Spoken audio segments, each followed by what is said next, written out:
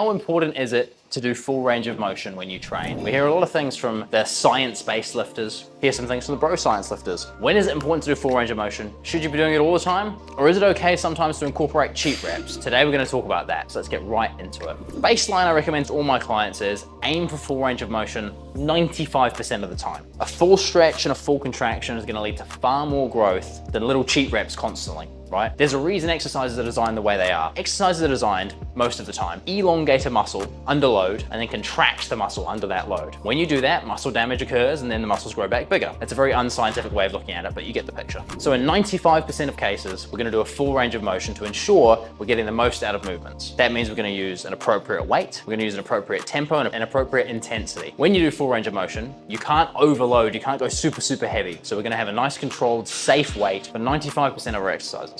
However, there are a few times where I'd recommend overloading yourself or doing cheat reps. Let's cover those right now.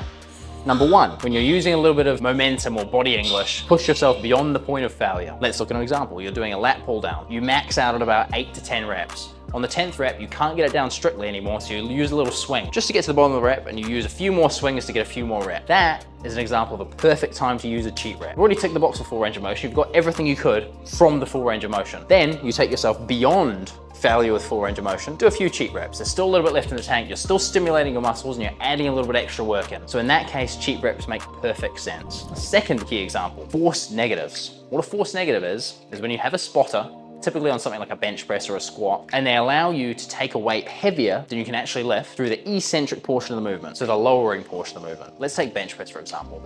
We load up a bench press nice and heavy. You control the weight down, because if you didn't know, most people are a lot stronger on the eccentric portion of the movement than they are on the concentric. So you can often control the weight down far greater than you can push. So in a force negative, you control the heavy weight down, slowly, and you use a spotter to help you cheat and get the rep back up. Great way, again, to add intensity to your workouts, take yourself beyond the point of natural failure. So force negatives, cheating with those, kind of helps you. The third time cheat reps may help you is in something called a burn off set. Typically, when we do a normal rep range, we're going 8 to 12 for 2 to 3 sets, right? However, an intensity technique I give to some of my clients is what I call a burn off set. We'll often do this after a very heavy set. So if we go super heavy, let's say we only hit a set of 5, for example, we'll then do a burn off set where we drop the weight often in half and we burn off as many reps as physically possible. Now the form and the range of motion of these reps is gonna suffer because we're going for maximum number of reps and maximum intensity. So when you burn through these reps, your range of motion is not gonna be as good. You're gonna be cheating some of the reps. But the point of it is stimulate the muscle as much as possible, pump as much blood into the areas you possibly can,